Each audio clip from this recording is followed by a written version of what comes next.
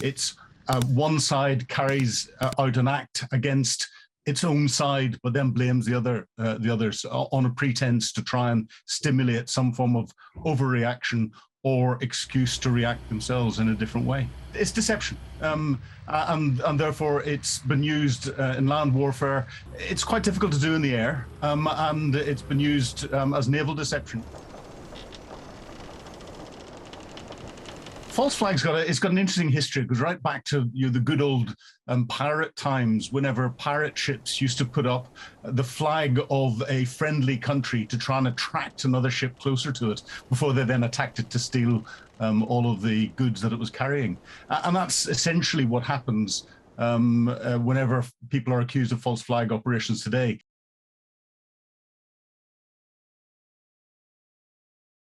Well, the rules of warfare are covered in the Geneva Protocols and the Geneva Conventions, and that covers what you can and can't do, and what you can and can't target, and how you can target it in the land domain, the air domain, and the maritime domain.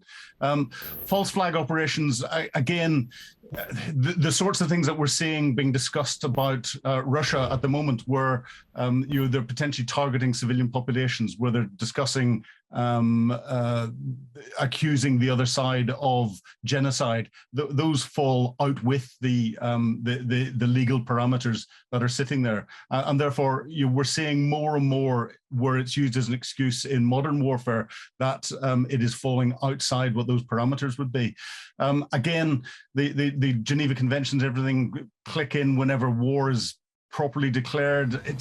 We're in a very grey area, because this was negotiated way back at the beginning of the 20th century. We're now well into the 21st century, and things have moved forward.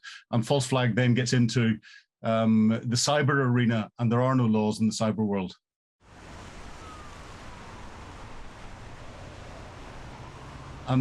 It's anything that they want to do or feel that they can get away with as an excuse to go into Ukraine. And the Russians have got two pieces of doctrine that fall into this. One is maskirovka, which is masking. It's all about deception.